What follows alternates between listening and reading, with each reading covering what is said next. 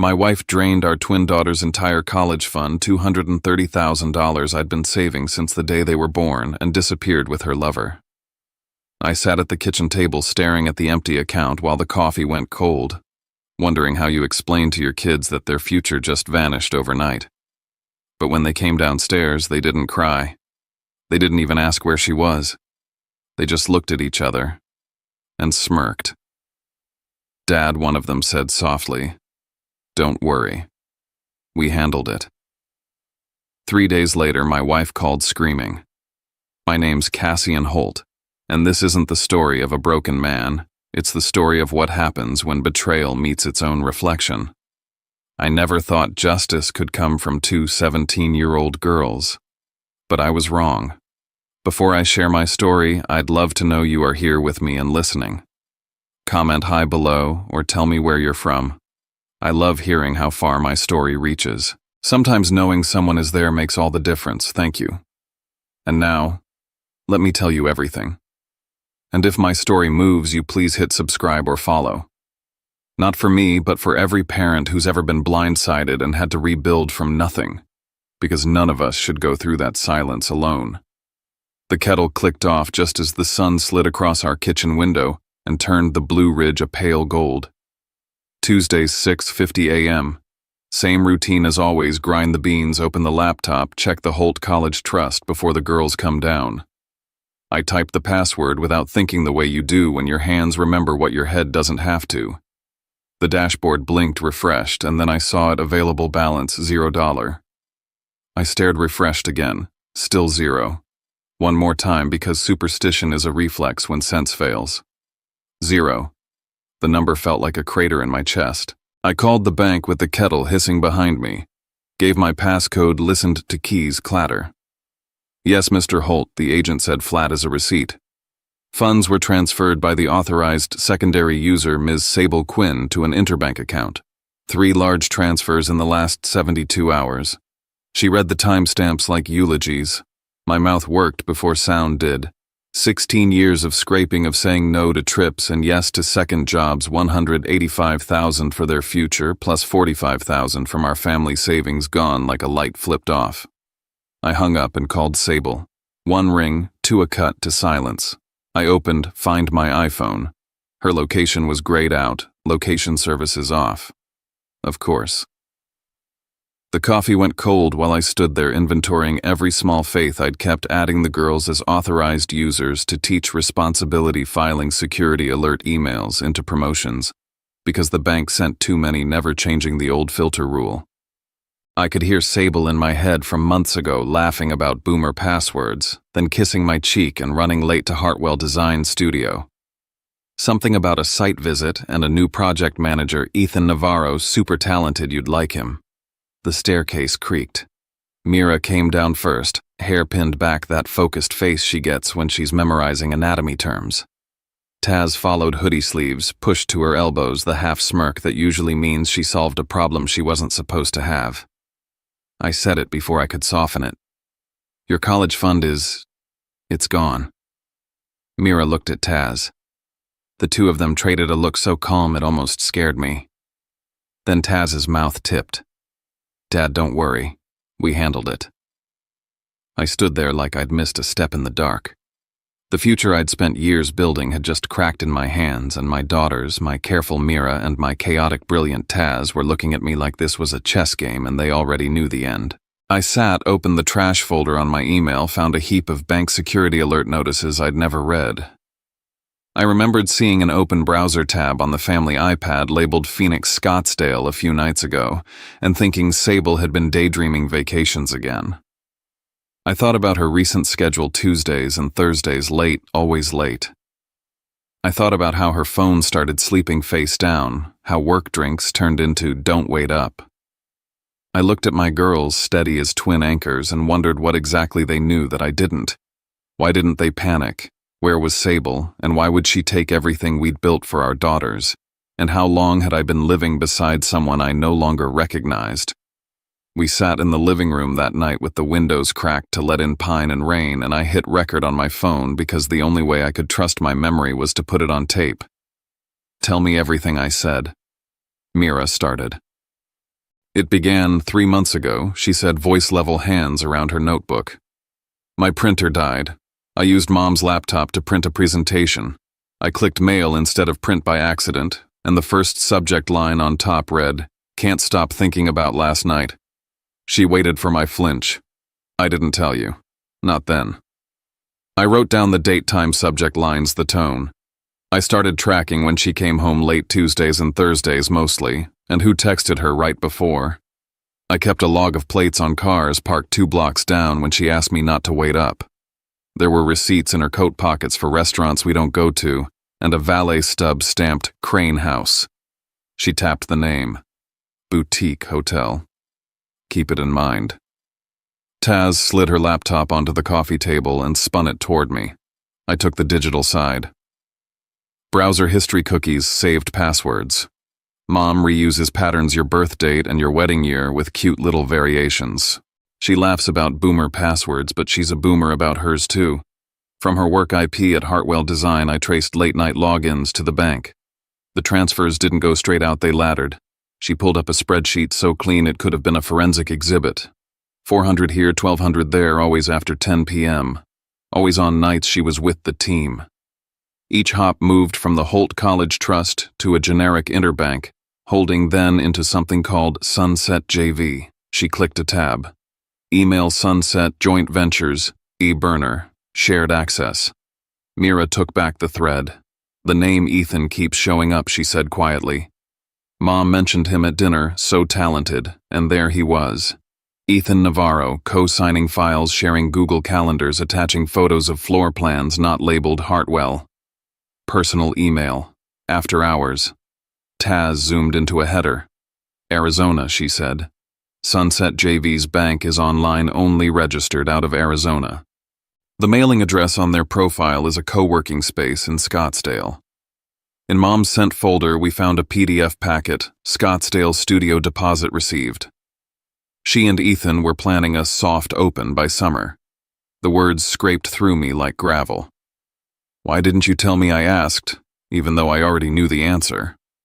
Mira's eyes softened. Because telling you without proof would hurt you twice. Taz kept going. Drafts, she said, pulling up a screen of unsent emails. A resignation letter slated for Friday at 8:00 a.m. A calendar block on Saturday afternoon that just says, "Talk to Cassian." A Sunday morning flight to Phoenix. She even wrote herself a note. "Girls will be fine. Scholarships possible. He'll cope." My throat went tight. 6 words neat as a grocery list cutting me open. I looked at the girl who wrote everything down and the girl who could follow digital footprints the way other kids followed pop stars, and I understood the look they'd shared that morning in the kitchen. They had known. They had mapped the betrayal while I made coffee and filed alert emails into spam. Mira flipped to a different page in her notebook. I did some physical trailing, she said, almost apologetic. Only in public places. Tuesdays and Thursdays. She didn't go to Hartwell after 7. She went to a loft building near the river. The same car was there a lot. I checked the plate, Ethan's, and the valet stub, Crane House. I looked it up. It's part of a boutique chain owned by a guy named Dorian Crane. She looked up. Remember the name. Taz's fingers hovered over the trackpad, then settled.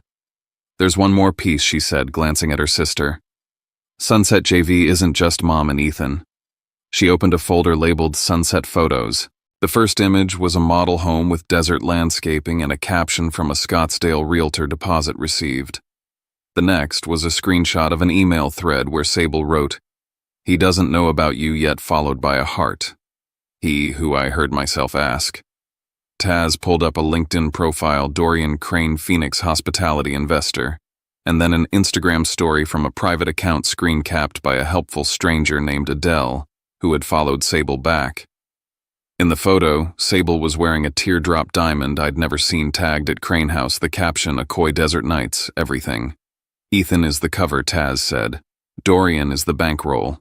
Sunset JV parks the money in Arizona because that's where the studio's meant to launch. Mom's been moving the fund in small bites so you wouldn't notice until it was too late. I leaned back hard enough the couch complained. Somewhere in the house, the refrigerator hummed like a warning siren. "So what now?" I asked, and it came out smaller than I wanted. Mira closed her notebook. "Now we keep collecting," she said. "At work, at home, online. We've mirrored the emails, preserved metadata, grabbed bank confirmations, logged IP addresses. We don't touch anything we can't defend. We don't confront until there's no oxygen left for a lie." She slid a printed page across the table, my own signature, adding the girls as authorized users last year. "You taught us to be responsible with money," she said. We listened. Taz angled the laptop so I could see the last line of her notes. Friday, resignation. Saturday, tell Dad. Sunday, fly. She tapped the date. "She thinks she's 3 steps ahead," Taz said, and that half smile returned colder this time. "She forgot who raised us." Mira laid her palm over mine. "Dad," she said, steady as a pulse. "There's one more thing I didn't believe at first." Taz clicked a final tab. "Mom doesn't just have Ethan." She paused, and the screen filled with a Scottsdale wire confirmation and the name we hadn't yet said out loud.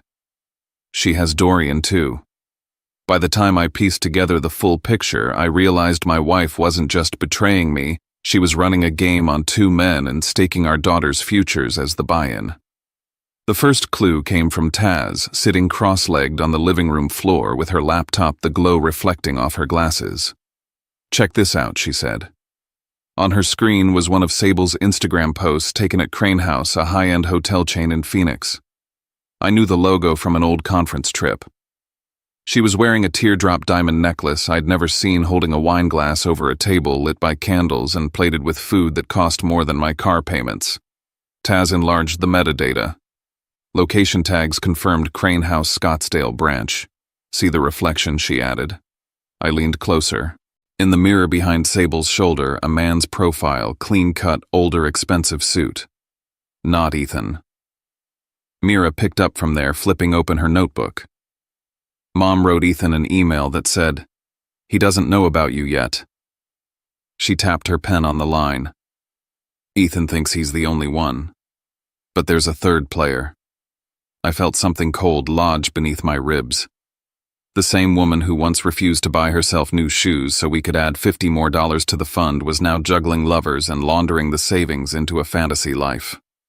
By the next evening, Taz had traced the name Crane House to a chain owned by a Phoenix investor, Dorian Crane, a man known for backing small design studios and dining with whoever he was funding. Mira found a string of emails on Sable's work laptop that made everything clearer. She and Ethan had been pitching Dorian a boutique studio concept in Scottsdale. He'd agreed to front the capital. "Ethan's her cover," Mira said. "He's the face at Hartwell, the one doing the paperwork. Dorian's the one with the money. Mom's building her escape route right under your name." I didn't respond. I couldn't. The house was quiet except for the soft hum of Taz's laptop and the click of Mira's pen. Outside, the mountains looked calm, indifferent. Inside, my world had turned into a ledger of betrayal. That was the night my daughters told me they had a plan. Mira laid out a sheet of paper labeled Project Red Cinder. Because she said even when a fire dies, there's always heat in the ashes. The goal was simple: protect the fund, expose the lies, and leave no room for Sable to twist the story. They divided it into 3 fronts. The first, the corporate front. Mira would plant evidence at Hartwell Design showing Sable's misuse of company time and resources. "She's been emailing Ethan during work hours," Mira explained, "and using Hartwell servers for personal projects. If Penelope Hart finds out, she'll have to act." The second, the social front. Taz would use her tech skills to reach Dorian Crane directly under a fabricated identity. "He thinks he's the puppet master," she said. "We'll make him cut his own strings." The third, the financial front. Together they'd monitor the Sunset Joint Ventures account in real time, wait for the right moment, and pull back every dollar into the Holt College Trust. Before any of it could start, we had to make it airtight. I went to the bank the next morning, adding Mira and Taz as authorized users, a precaution I'd made when they turned 16. But now it became our shield. We created a backup of every email, every IP log, and every text, stored across 3 drives and 1 offline archive in a safety deposit box. I called an old law firm we'd once used for property matters, asking vague questions about what counted as retrieving misappropriated funds. I didn't mention names. Mira sat beside me, silent, her hands folded in her lap. That night, as the girls laid out their plans, Mira looked at me and asked if Mom begged for forgiveness, would you give it? I couldn't answer. My silence must have said enough. Taz leaned back, eyes sharp. Justice first, she said quietly. Then maybe forgiveness. They told me to get some rest, that tomorrow would be a busy day at Hartwell Design. I didn't sleep. I watched the fire die in the hearth, the embers glowing faintly like the plan we'd just named. Red cinder. What was left of us was about to burn for good. 6 days after discovering the empty account, I woke before dawn to find both girls in the living room, eyes ringed from no-sleep faces bathed in the cold blue light of their screens. They were running final checks. Today's the day, Taz said, stretching her fingers. Mira only nodded, tying her hair back. The spreadsheet on her screen looked like a war map, columns of names, times, and email subjects. We have one chance, she said. No mistakes. They briefed me like field commanders. Mira's front Hartwell Design would go first. I was the driver. She'd pose as a university student collecting interviews for a business management project, just long enough to plant the USB loaded with incriminating emails between Sable and Ethan. The after-hours messages, the flirtations sent from company accounts, and the floor plans marked as personal studio. She wore a pressed blazer hair, neat, and carried herself like someone born to walk into boardrooms. I parked 2 blocks away and waited, hands gripping the steering wheel tight enough to leave marks. Through the glass, I watched her move easily through the lobby. 15 minutes later, she emerged calm, as if she'd just dropped off a resume. Done, she said, slipping into the passenger seat. Break room. Right by the coffee machine. Penelope Hart, Sable's boss, was due in any minute. Mira looked out the window, expression unreadable. That's the first fuse lit. By midday, it was Taz's turn. Her battleground wasn't a building, it was the internet.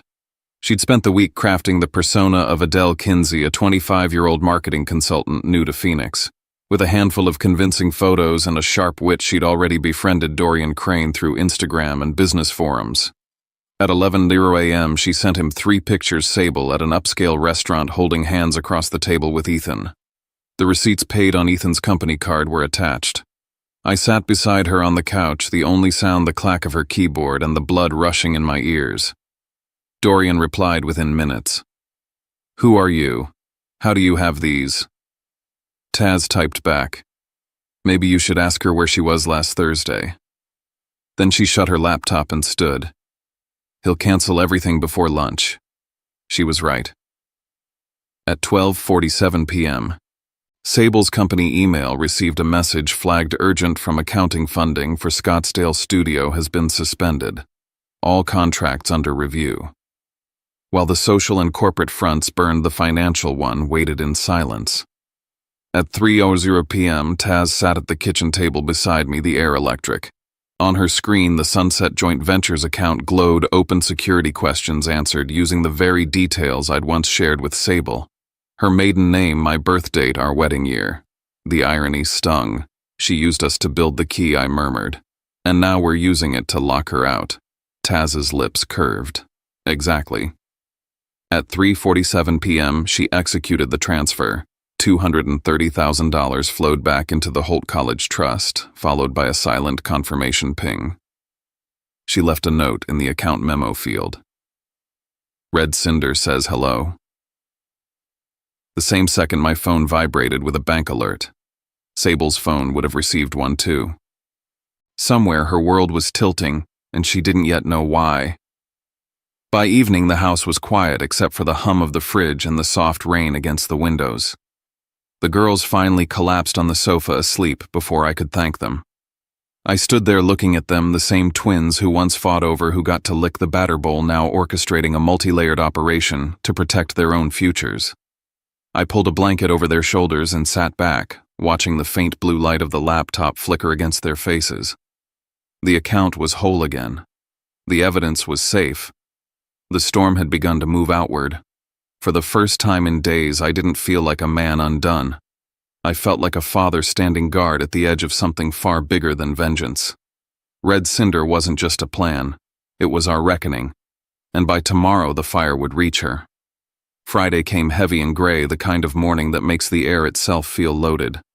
I drove to work like any other day, but every mile hummed with the tension of what we'd set in motion. Sable's resignation letter was scheduled for that morning. By Sunday, she was supposed to be gone, new life, new lover, new city. I kept telling myself to act normal, but my hands gripped the steering wheel until my knuckles went white. At 9:30 a.m., my phone buzzed. Mira's text. "It's coffee hour for Penelope." That was the cue. The first domino. At 10:15, the Hartwell Design Building became a hive of whispers. Penelope Hart, Sable's boss, had just found a USB drive on the break room counter left behind, she assumed, by one of the interns. She opened it expecting reports, and instead found a full archive of emails between Sable and Ethan. Messages sent during office hours, attachments marked private sketches, entire conversations about a side project they were calling Scottsdale Studio. Some messages were personal, even intimate. By 10:30, Penelope had forwarded everything to HR. By 10:45, Ethan was sitting in the conference room denying everything. At 11:00, Sable was called in and suspended pending investigation. By lunchtime, the gossip had turned into wildfire. Employees whispered in corridors. Screens flickered with screenshots. Ethan, in desperation, blamed Sable, calling her manipulative, saying she'd led him on. Hartwell Design was imploding from within, and I could almost hear it all from 2 towns away. Around noon, the second domino hit. Dorian Crane walked through Hartwell's glass doors in a storm gray suit, holding the contract that once tied his investment to Sable's project. He slammed it on Penelope's desk in front of half the design team. "You used me," he said loud enough for everyone to hear. "You used him. You used everyone." The office froze. Someone recorded it. By the afternoon, the video was circulating through the company's internal chat. Sable stood there in stunned silence as Dorian tore into her reputation, shouting that she had played both him and Ethan for her own gain. When he left, she was shaking, eyes darting as if searching for something to anchor her.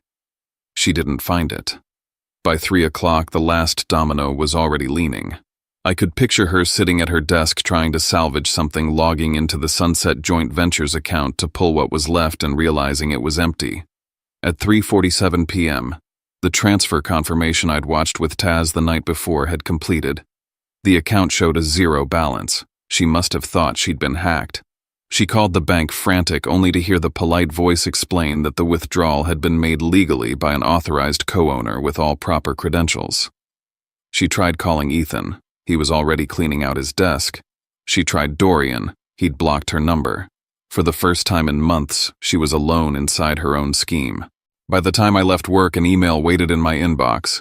"Your account has been credited." The Holt College Trust was whole again. I stared at the numbers for a long time, not sure whether to feel proud or terrified. Mira and Taz had pulled off something that most adults wouldn't even dare to attempt. They'd restored what was ours, but in doing so, they'd crossed into a world of deception that none of us could ever fully return from. That night, as I poured a drink, I didn't even want my phone rang. Arizona area code. I already knew. I answered, said nothing. On the other end was Chaos Ragged, breathing a sob that turned into a scream. "Cassian," she shouted. "What did you do? The money's gone. Everything's gone." Her voice cracked somewhere between fury and panic. I waited until she ran out of breath. Maybe I said quietly, "For the first time, you're feeling what we felt." She cursed, then the line went dead. I stared at the phone for a long moment before setting it down. The girls were upstairs asleep. Outside, the storm rolled in slow and heavy. Inside, the fire we'd started was spreading exactly as planned.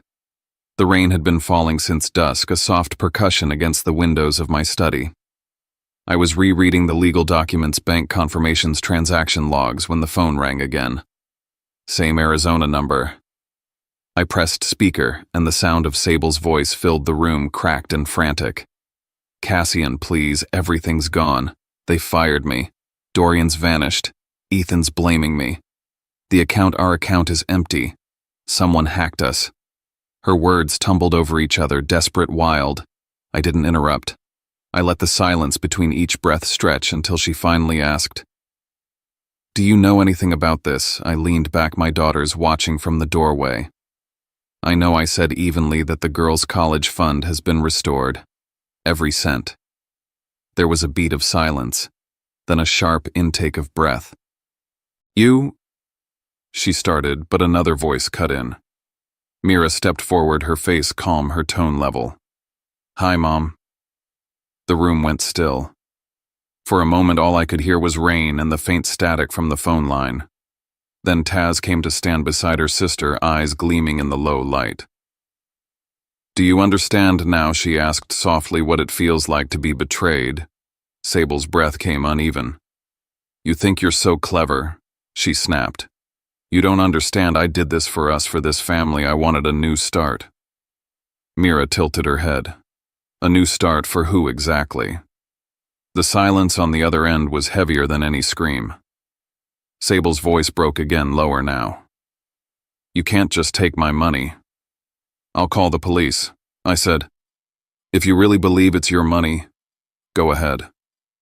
But you'll have to explain where it came from, the transfers, the side project, the investors. I'm sure they'll be fascinated." There was a pause, then a click. The line went dead. Mira looked at me. Taz shut the laptop. None of us spoke. The satisfaction I expected never came, just a strange, hollow calm. My daughters didn't smile. They just stood there, shoulders steady, eyes unreadable, like two soldiers who'd finished a battle they never wanted to fight.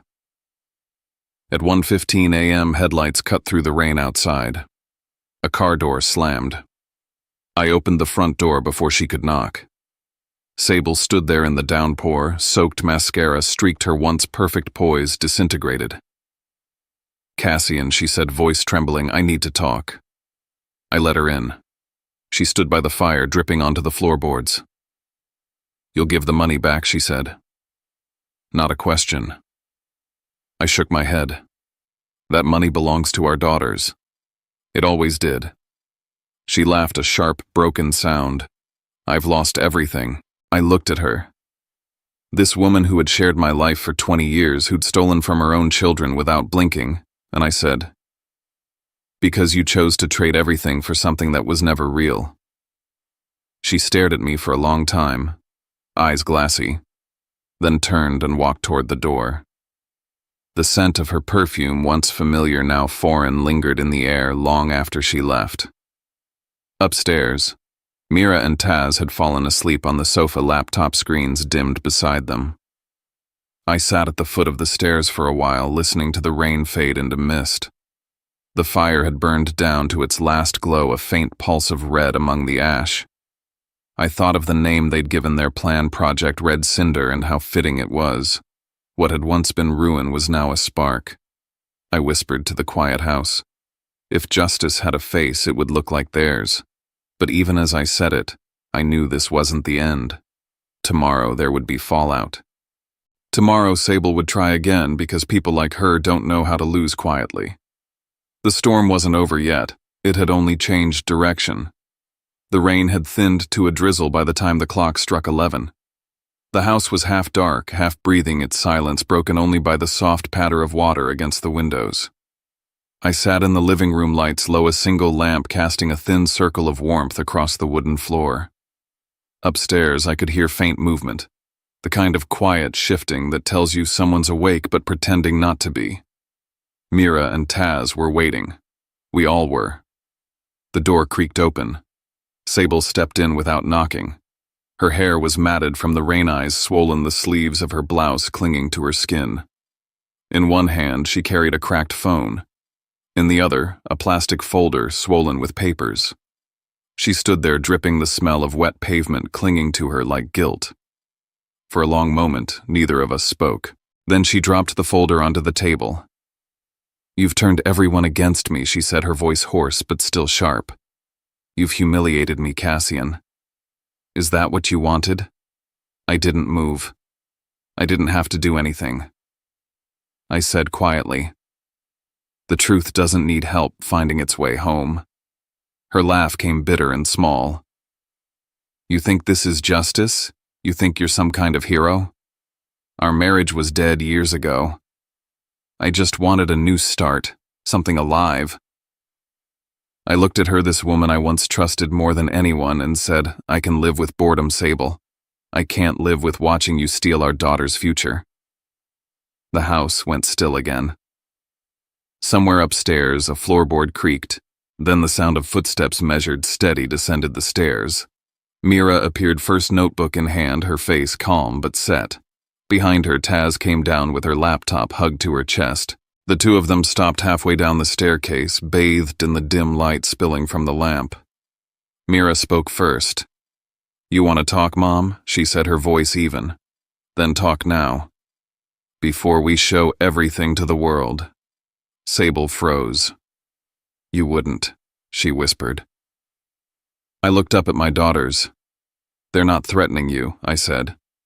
They're giving you the truth.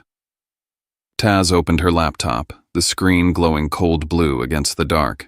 She scrolled through folders, clicking one after another, screenshots of Sable's emails with Ethan, drafts of her proposal to Dorian, records of the transfers from the college fund.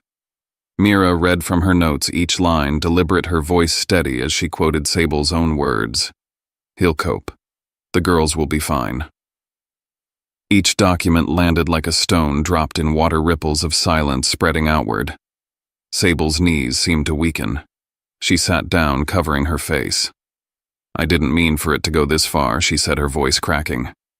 I just wanted out. Taz closed the laptop. You went far enough, she said. We just brought you back to where you started.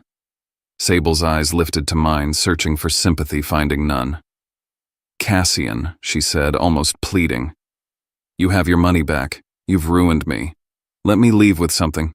Just make sure my name doesn't get dragged through the mud. I shook my head.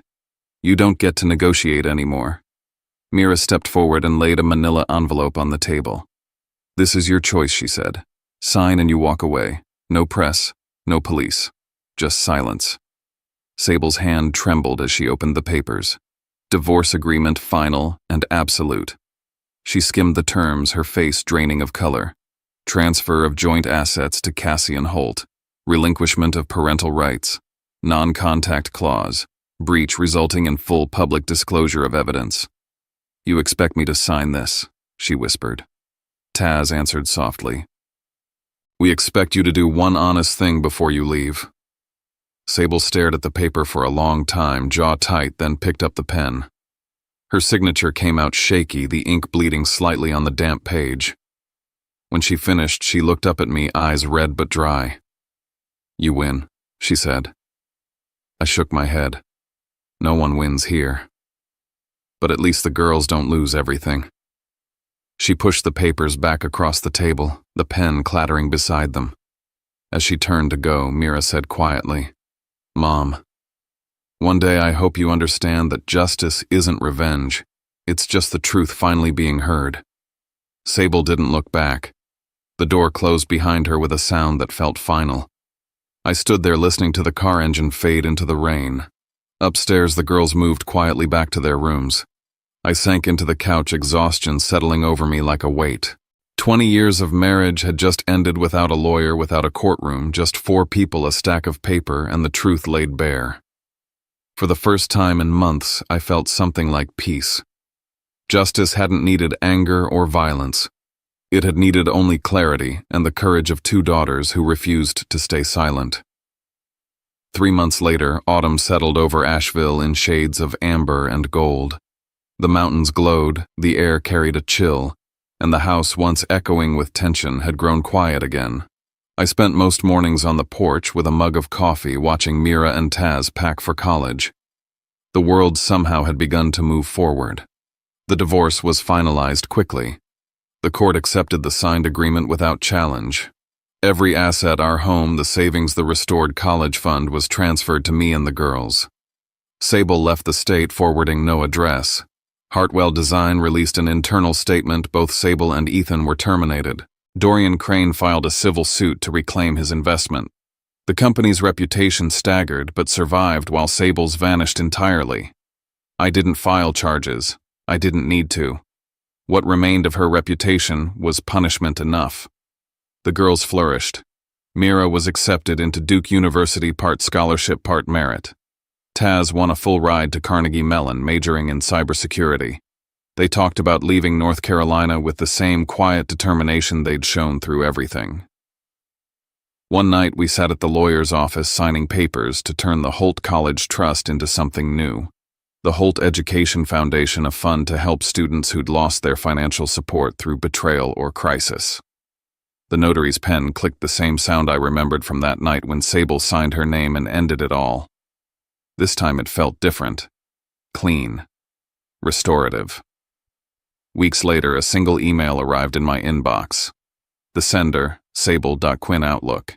The subject line, "Are the girls safe?